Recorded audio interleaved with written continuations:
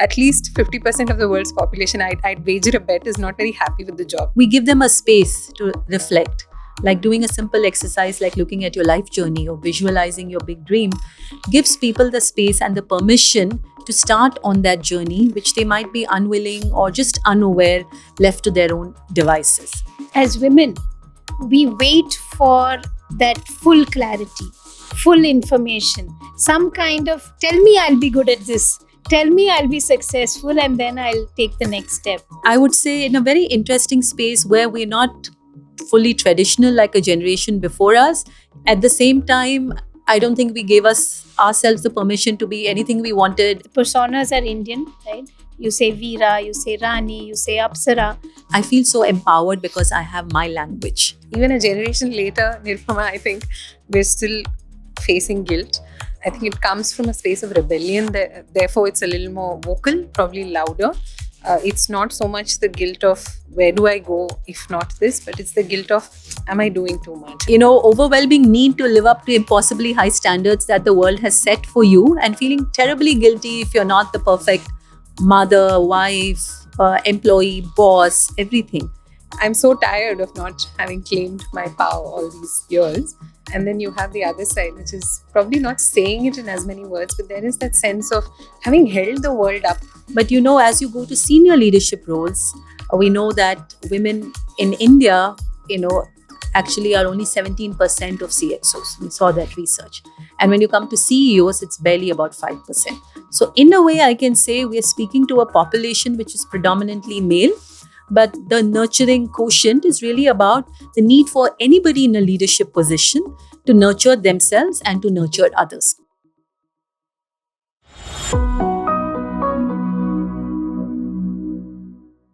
Our guest today is someone who's not only navigated her own curvy and unconventional path, but helped thousands of others to do the same, with more purpose, more presence, and a whole lot of power. Nirupama Subramanian wears many hats: novelist, leadership facilitator, coach, gender champion, and now co-author of an upcoming book on nurturing leadership. She started in corporate banking, moved into learning and development, and then found her true calling in helping individuals, especially women, step into their full potential. Her book, Powerful, reframed what power looks like for Indian women through archetypes that are homegrown and resonate deeply with us, like Ma, Rani, Apsara, Rishika. Her new book, co-authored with her husband, explores what it means to be a nurturing leader in today's complex world. Welcome to Small Talk Work Play Build. I'm Subha Chandrasekharan, leadership and career growth coach. And I'm Hasita. I'm a brand consultant and co-founder at Motley Crue. We live in a divisive world. We love to hate, especially on other genders, but we have to work with them. We inhabit the world that they inhabit as well. So where do our worlds meet? How can we both be powerful and nurturing at the same time? Nirupama has some insights and much more on these. Welcome, Nirupama.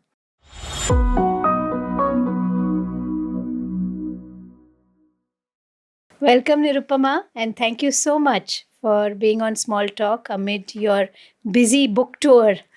Thank you so much. Absolute pleasure to be here. And look forward to an interesting conversation. Definitely. I think we have a lot to cover. I think your career itself can be, one full episode, but we have two wonderful books to touch upon also. Sure.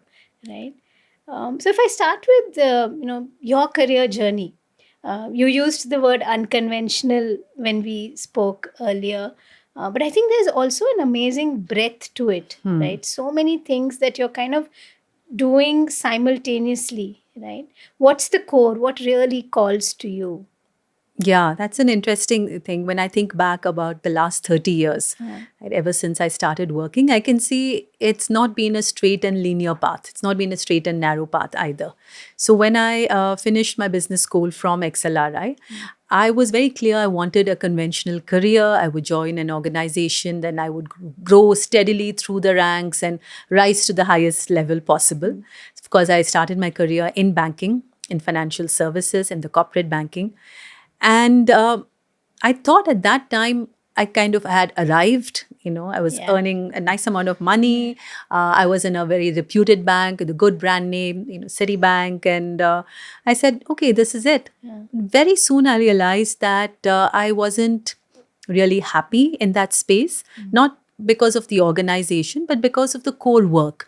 It was not suited to my strengths, my values, and my interests. And I realized I was doing a lot of things because A, I thought I had to, and it was a marker of success. And B, I said, I'm not bad at it. I'm good at it. I can do, accounts and finance and some of those things. In case of my career, when I look back over the last 30 years, I can also see it's not been a very linear journey. It's not been a conventional path. So when I finished my business school, I was very sure I wanted a proper career. I wanted to work in a large organization, make good money, reach a position of leadership, of power, contribute, and really be a full-time working professional who will also be able to manage, home, family, everything else. So I joined Citibank. I worked in banking, and for a while I thought it was going pretty well. But then soon I realized that I was not utilizing my strengths and skills. I did not see a long-term future in banking for myself. At the same time, I wasn't sure what I wanted to do. Right? And a lot of people now say, we don't know what we're going to do. I think it happens at every stage of your life. So true.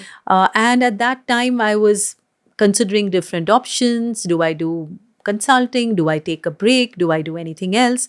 And it so happened I just got this opportunity to join a completely new organization called Achieve Global, which was setting up operations in India in the area of training and development. Okay. So they were at that time perhaps the largest organization across the world, which provided very structured training services. And they were looking for somebody for the India office. So I joined them in Delhi, new city. For me, I was just moving from Chennai, new job, new industry. And I really took the plunge. I think it was a leap of faith. So Quite a shift, right? it was a From big corporate shift. banking to Absolutely. learning. And that too after just 4.5 years. This is what people call a retirement stint. But I'm sure a lot of people thought I was quite crazy to do that. I had a lot of self-doubt. I was wondering, should I do this? But I realized if I didn't do it then, it would be very difficult to leave later. Right? So one of the things I realized is your career should be aligned to your values and your strengths, and not something you feel you have to do or the world expects you to do or you should be behaving in this particular way. So that was not easy either. I mean, I had to work hard. I didn't know half the time, what I was doing, finding an office. And in the 1990s, we didn't have all the facilities like high-speed internet and, you're still making presentations with those acetates. But I really enjoyed it. And I found what I liked was being in the training room, engaging with people. Communication was something I was good at. Designing curriculum was something I enjoyed doing. And running a small organization and seeing the impact on people, because when you do training, you can immediately see the impact, I think was very fulfilling. So, which is what I thought I'd found my niche. And this is what I was going to do as a career. It didn't happen that way. After my daughter was born, I found it actually very tough to manage home and a small baby without a support system, and a very taxing job because it was a position of responsibility. And I did what many women do, which is take a break for, caregiving for the child. And I felt at that point of time that it should be me as the mother who has to do this. And since I didn't have parents, in-laws, or a support system, I said, this is my call and I'm going to do it. And I took a break. But I continued as a consultant, as an independent consultant, did projects, little bit of training here and there, which is what this allows you to do.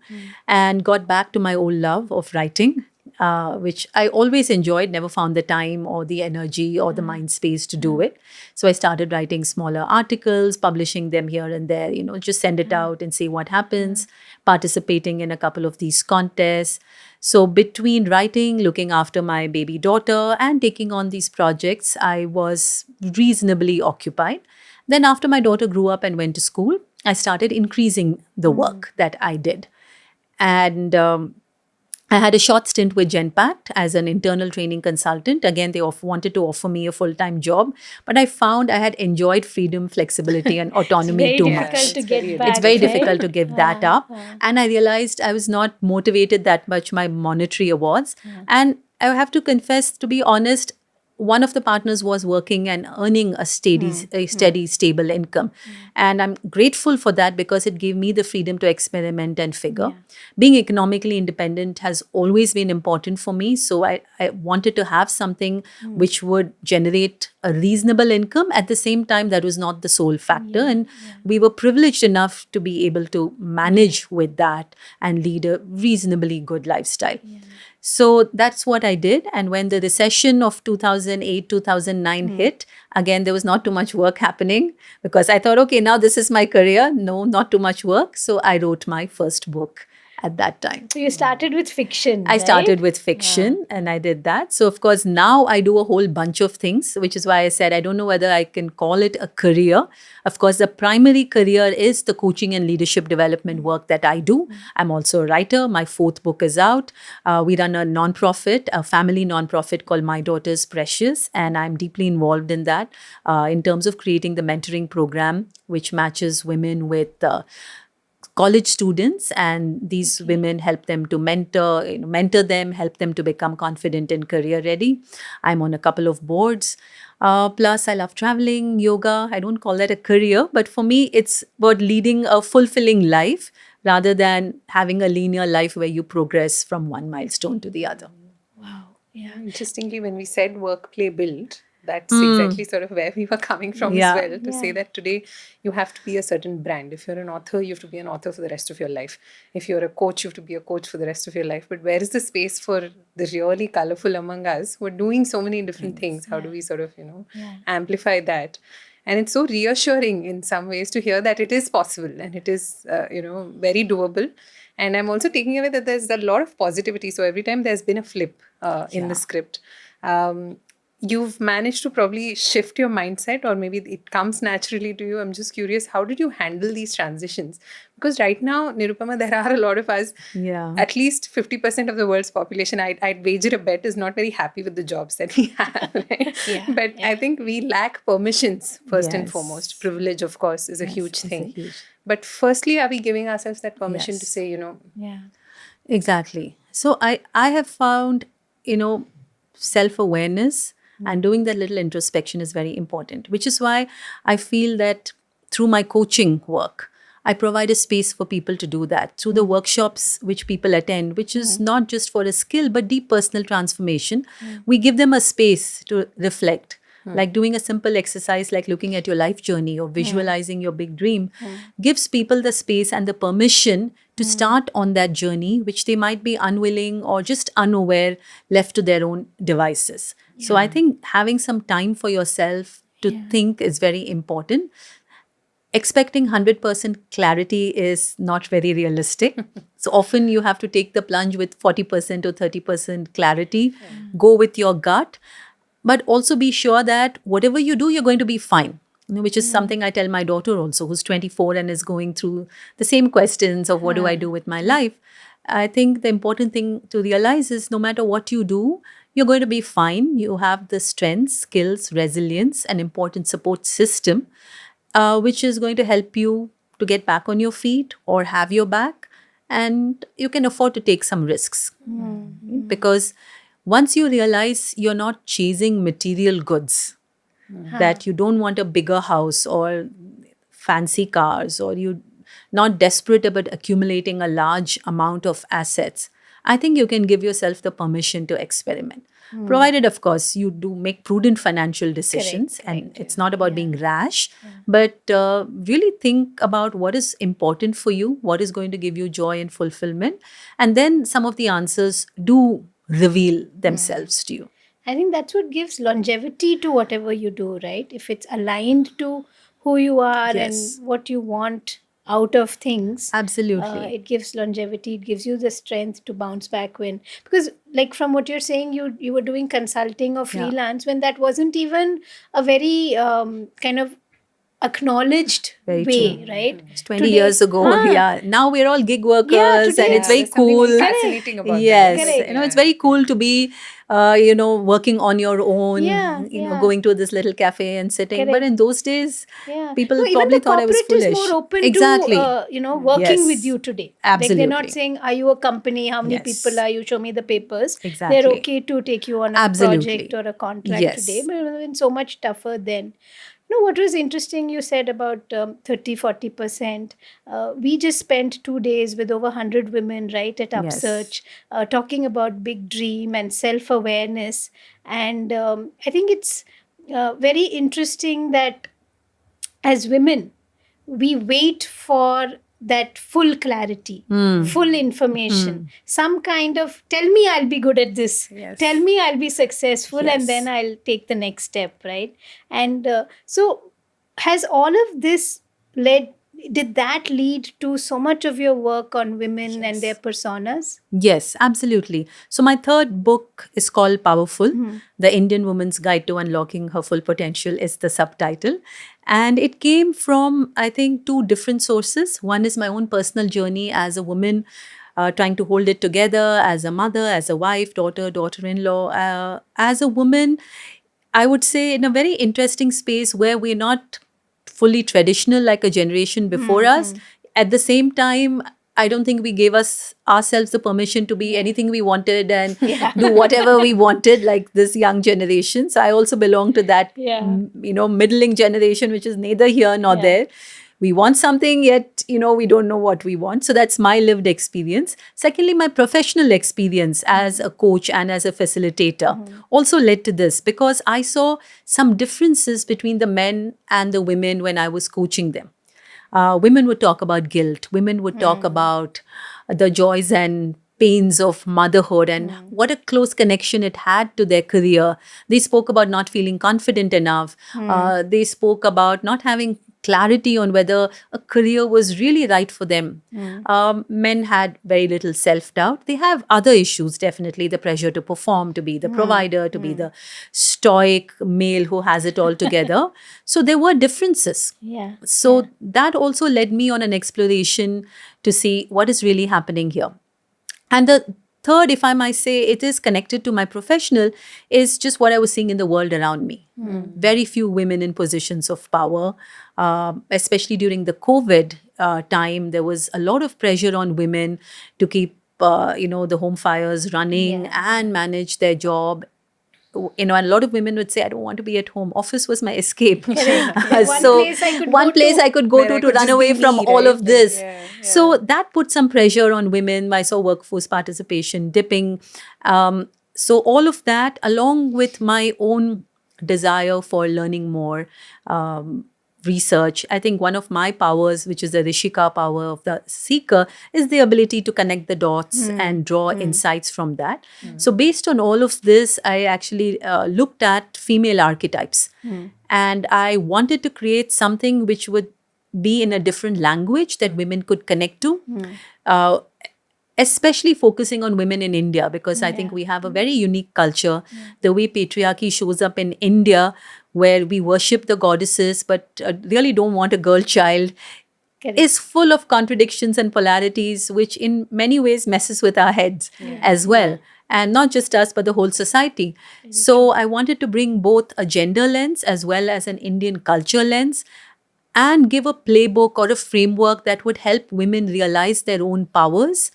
Because claiming your inner power is the way to have power in the outside world. The world is not going to give you power. We all talk about women's empowerment, but we know that there can be many laws, there can be a lot of legislation, but unless mindset shift, we're not going to have a significant sustainable change. So a lot of it is up to the women to shift their own limiting beliefs, break the internal barriers in order to claim their power. So that was the genesis for Powerful. And I'm very happy to say now it's a movement.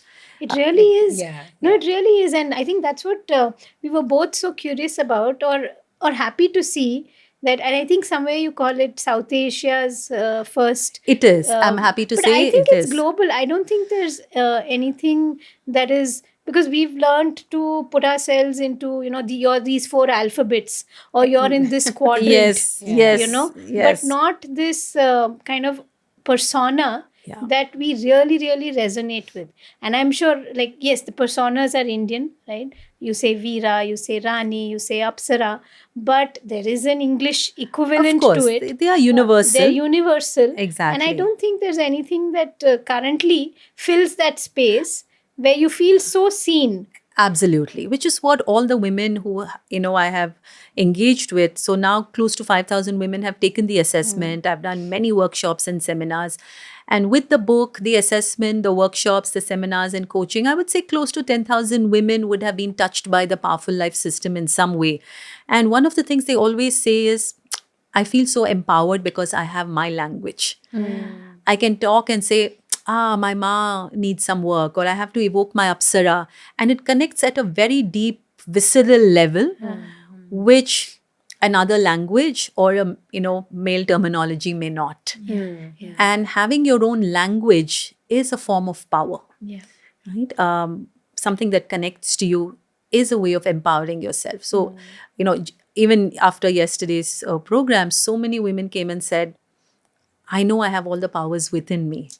I know the barriers are something that I can overcome with the help of these powers. So I didn't want it to be just a theory stuck in a book. I wanted to take it out of that and be something practical, tangible that women can come back to, almost like a toolkit which you can carry with you on a daily basis and dip into and use as and when required. And I think fundamentally, you've given us the access to power itself, right? Yes. Which Yeah. we see as a very male dominated Exactly. trait. Yes. Yeah, and to kind of contextualize it in a very feminine sense, because Yes. even a generation later, Nirupama, I think we're still facing guilt. Yes. I think it comes from a space of rebellion. Therefore, it's a little more vocal, probably Yeah. louder. It's not so much the guilt of where do I go if not this, but it's the guilt of, am I doing too much? Am I, it's Am very I present. Am I enough? also saving the planet? Am I also saving the planet Absolutely, while also right? raising self-aware children, Yes, while also, I yes. don't know, having a few cats in my place? All of Just, that. And in Yeah. fact, in the book, that's what I describe as 4 strategies that keep women from their power: deter, diminish, decorate, and divide. Wow. Now, deterrence is really stopping women. There's not too much of that. Diminish is lowering your self confidence. We do that in spades. Yeah. Not even naming it. Minimizing yourself, letting others minimize you. Yeah. And decorate is this, overwhelming need to live up to impossibly high standards that the world has set for you, and feeling terribly guilty if you're not the perfect mother, wife, employee, boss, everything. And we put a lot of these standards on ourselves. And then, of course, the last one I call divide, where women judge each other more harshly and may not always support each other because there is this constant tussle for the power source, which is usually male. So what you're saying really It's an connects to interesting that. standpoint, right? Like, I mean, because the power is somewhere else, is why Exactly. you're even kind of Yeah. arguing with it in the first place. How do you see a younger generation of people adopting this framework, or how are they resonating with it? What have been your experiences, your stories, from, say, people who are in that rebellion state, in the Maybe sense your that daughter. Yeah. we do want to be labeled, but we also Yes. don't. So how does that Yes. sort of dichotomy play out for you? No, I think it's been very, very interesting. So I have done this for, young girls in college. I'm an advisory board member for the Vedika Scholars Program, which is a absolutely fabulous program designed for young women to do an MBA equivalent education and then become career ready. And personal growth is a very important part of its curriculum. So I did some work with them, and I was very happy to see young women in the ages of about 22, 23 could very much relate to these powers. I also did a session for, the girls we support, my daughters Precious, who are about 18 and 19. And we did it in a mixture of Hindi and English, but they got it like that. Wow. Okay. And the stories were the same. My parents don't let me go out late at night, and there is pressure on me to behave in a particular way. The women, I'm being judged against my other girl cousins who are prettier and fairer. It has not changed that much.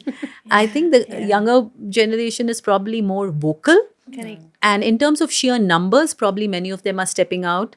But we have not changed that significantly in the last 50 years, is what I feel. And, even my daughter shared an interesting story from her school where the elections for, the school leaders was going on, the usual head boy, head girl. But of course, they didn't have head boy and head girl. They'll have one leader. And she said none of the girls wanted to stand for election. Wow, even now. Even now, right? And this is a very, very progressive school in Delhi. And the boys were all supporting each other and, like go bro and, all of that. But the very act of campaigning and putting yourself out there and saying, vote for me, was not something any of the girls wanted to do. In fact, they felt it was not cool to do that in a co-educational school. So I found that quite Very interesting. Right? And then I'm sure the girls are thinking, if I promise something, I have to make good. And deliver While that to boy 100, has promised 4 things, he'll never yeah. even remember. Or if I stand for election, I better win, and I Yeah. can't afford to fail. Yeah. Because And again, that it goes is back to that there. divide aspect that you spoke about. Absolutely. Right? There's going to Yeah. be so much vilification, perhaps, which you're already Absolutely. anticipating and saying so many no's to yourself. Absolutely. Which then also there's a whole other gender which is having other problems of their own, right? Like, I mean, on the one hand, I think we're saying, I'm so tired of not having claimed Yes. my power all these years. Yeah. And then you have the other side, which is probably not saying it in as many words, but there is that sense of having held the world up, Yes. like Atlas. Yeah. Your whole sort of, that's your programming. Correct. And it's interesting that your other, the book that you have co-authored with Rajesh, Yes. your husband, Yes. it talks about the need for men to be nurturing. And that's an interesting thing to bring to the fore in some Yes. ways. I don't know if we talk about men as nurturing beings, which they are. It's not that they aren't. but we- Exactly. Correct. No, just as women are powerful, and men are powerful, women are nurturers, men are nurturers. Yeah, so that's the book that is just out. It's called The Nurturing Quotient. It's a leadership book. So we're not really calling it out as something men need to do. It's for any leader. But it just so happens that a majority We are of the only a small leaders percentage. are men. And we interviewed about 117 leaders, CEOs across big organizations, the government, entrepreneurs. And about 35 of them were women, which is kind of the percentage which you will find anywhere. But as you go to senior leadership roles, we know that women in India, actually are only 17% of CXOs. We saw that research. And when you come to CEOs, it's barely about 5%. So in a way, I can say we are speaking to a population which is predominantly male, but the nurturing quotient is really about the need for anybody in a leadership position to nurture themselves and to nurture others. And one of the things we do say is nurturing as a word has a strong feminine context. Just as power has a male context, it's been seen as something, which is slow, which requires a lot of, and, a kind of a patient energy and soft kind of a Correct, fluffy skill. Very empathetic. Very empathetic. Yeah. But we actually see it as a critical leadership quality.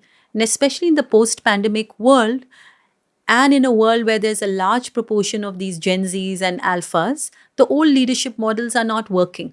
You cannot get loyalty and creativity with a command and control model. So many of the male leaders I coach are also struggling in terms of how do I cope with this kind of change? Who do I need to be? And one of my recent coaches actually said, I really want to work on, some of my listening skills, and empathy was what he had picked. But he said, I've never seen any of my leaders be empathetic. No role models. No role models of strong male leaders, especially in, certain industries, or I would say across industries, who were patient or who listened or who showed empathy. He says, in my last 20 years, I've only had bosses who told me what to do, who were nice people. They gave me advice, guidance, but they just told me what to do. And there was no question of showing any weakness at the workplace. Yeah. Right? Whereas now we have mental health issues, we have people coming and talking about, needing to take time off for personal things and being very open about it. Correct. So we strongly believe that leaders need to enhance their NQ. That's what we call nurturing quotient. Yeah. I think again, I think you have this amazing ability to build a framework Yeah. out of the the work that you're seeing and the people that you're meeting, which is one very relevant to our world of Right. work, and also not existing at all, right? As Exactly. we've not called it out so much. We've said be empathetic. We've said, Absolutely. I think at the most we've gone to EQ, Yes. and we're yes. still trying to drive that home.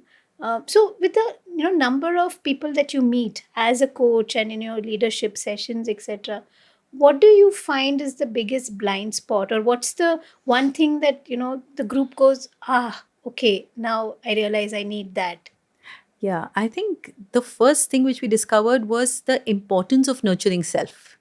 Self. Self, right? And we also have a very interesting assessment, the Nurturing Quotient Assessment, which is available to anybody who wants to take it. It's available on the net. And when we analyzed the recent results ever since the book came out, we saw invariably for most leaders, their nurturing others score was higher than the nurturing self score. And on deeper exploration, we found that they felt that it was their responsibility, and they got a lot of social validation for doing things which we call the nurturing behaviors like mentoring, empowering, inspiring, and not focusing intentionally so much on themselves. So I think the blind spot is that the realization that you can't serve from an empty vessel. Starts with self. It starts with self, just like you put the oxygen mask onto yourself, is very important.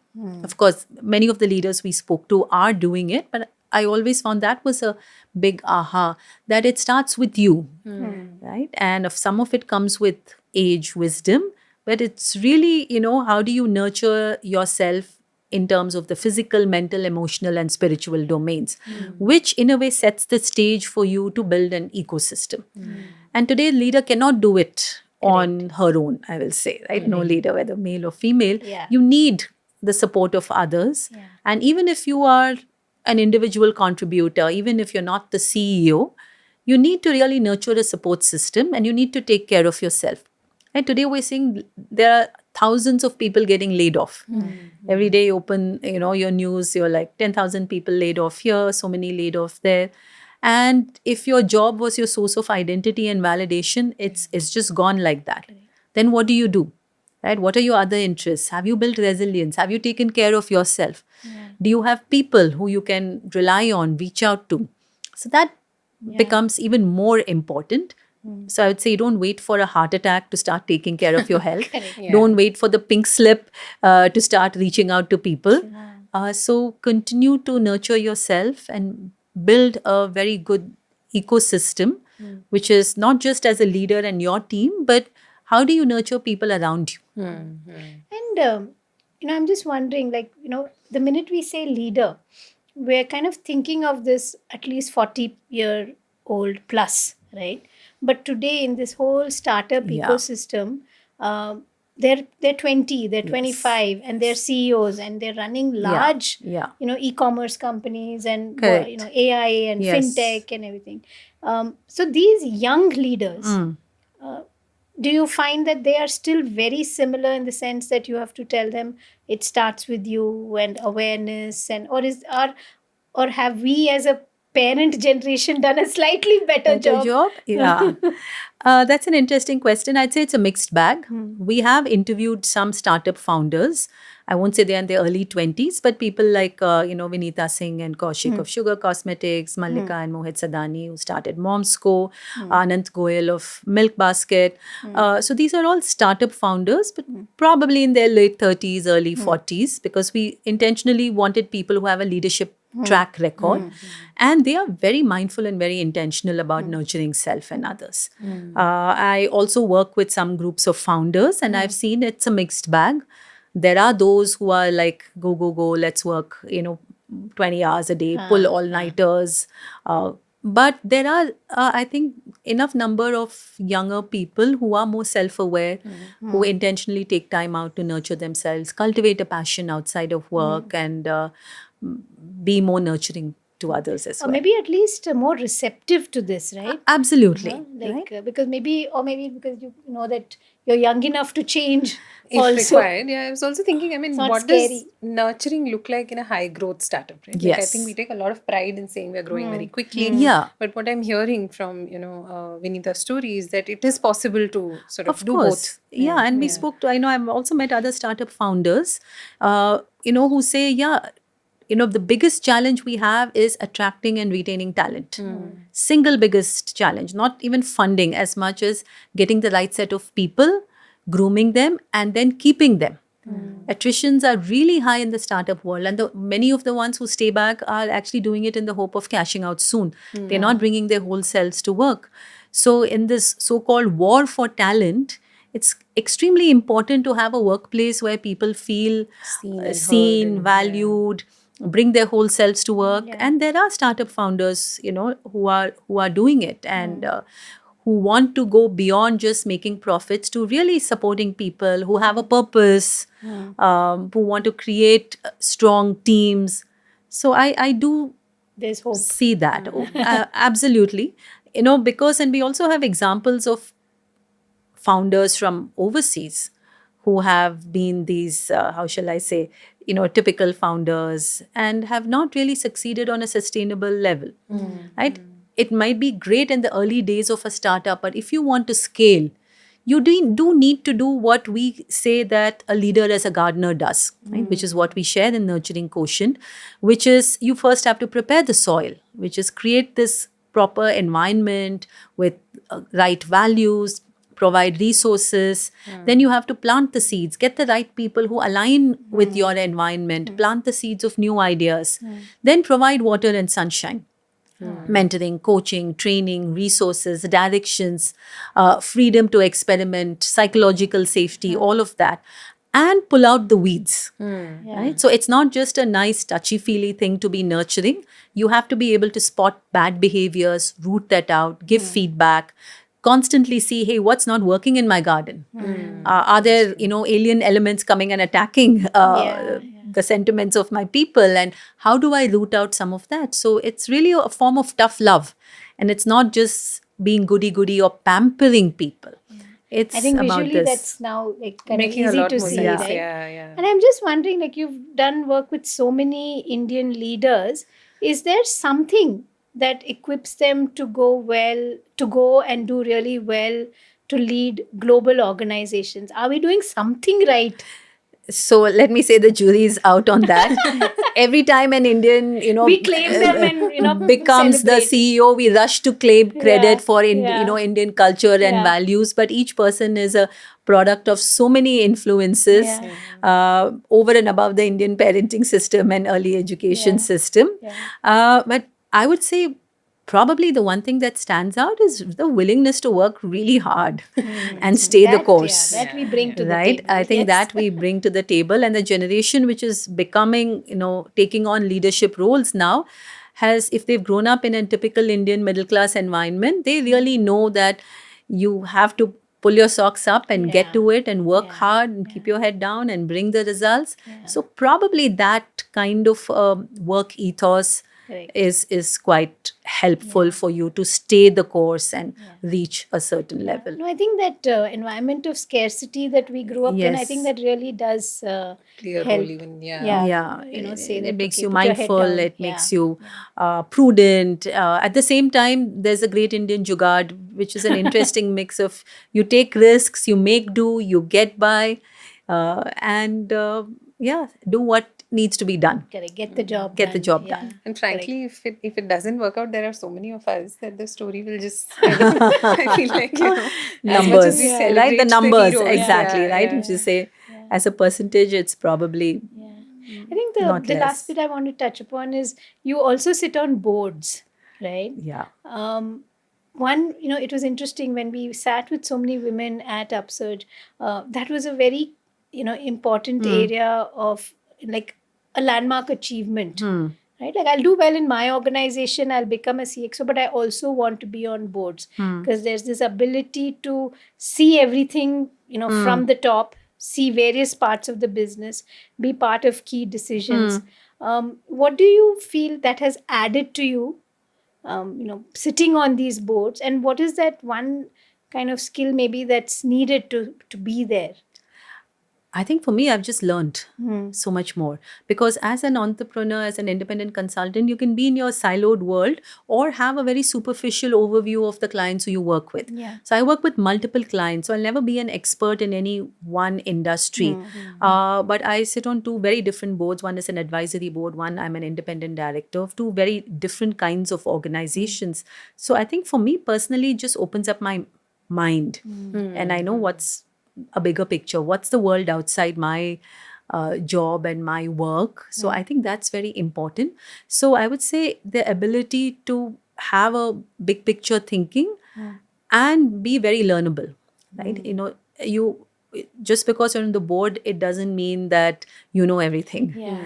You'll never know everything, and the people who run the company probably know more than you.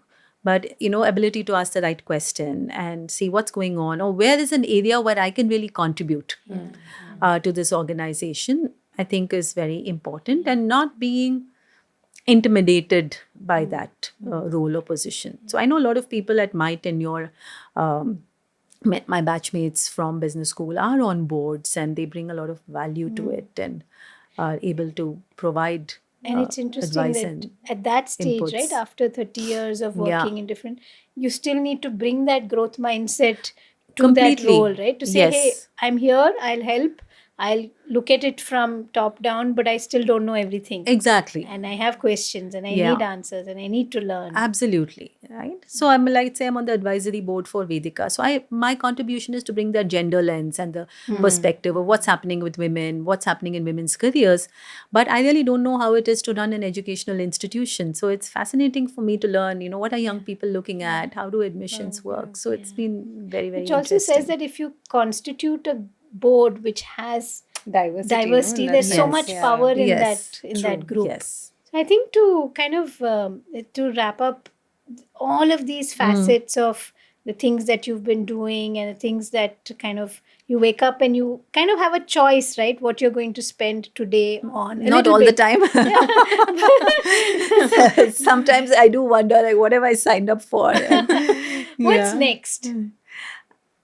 Yeah, I think there is just so much work to do with the movements we are creating through both the books, right? So with Powerful, really supporting women to tap into their power. And my dream is to help women enhance their power quotient, take up leadership roles.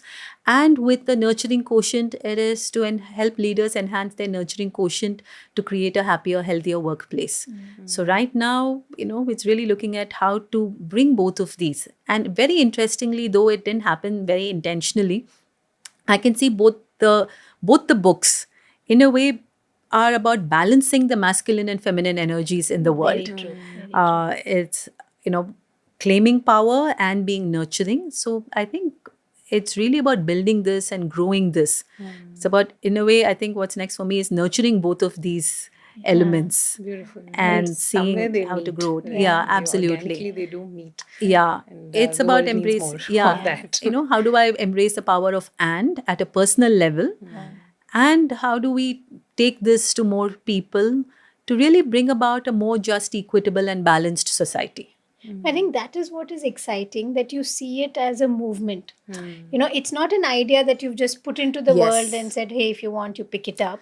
But you are kind of channeling your energy behind it because it needs to be a movement. Today's workplace really needs a So lot of much. nurturing. I think so, right? Which is what I Yeah, believe in. yeah. And, so it is about building that. So, for example, with Powerful, we have a team of certified assessors. So, I don't want to keep it with me. I want more and more people to sign up, become certified assessors so that they can coach women to be powerful, which is the reason why we created the Nurturing Quotient tool, so that it's not just a book. People can take an assessment, see where they are. And through the work that we, Rajesh and I, do as coaches, we can actually take this to more workplaces, help people to realize that it is possible to be profitable, purposeful, and peaceful.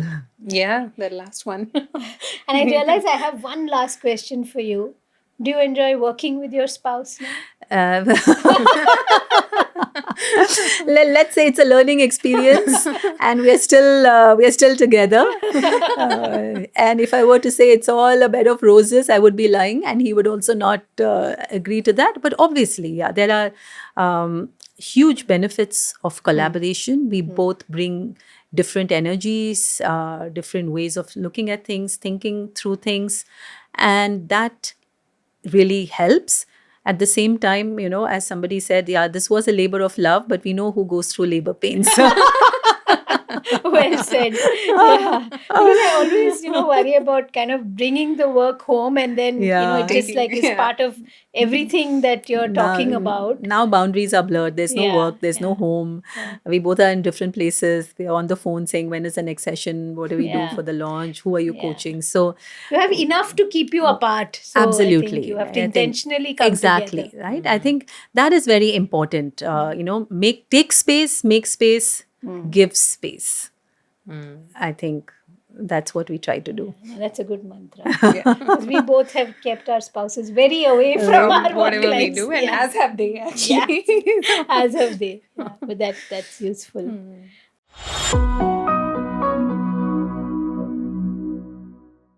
Before we let you go, we have a segment called Read, Watch, Listen. So anything that you'd like to recommend to our...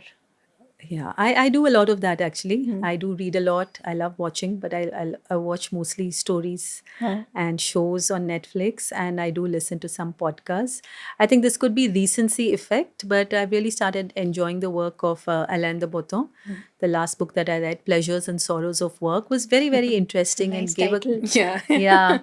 a very different take on working and why do we work and what has been the history of work. So I found that interesting, and then I read School of Life, which was also very interesting. So Okay.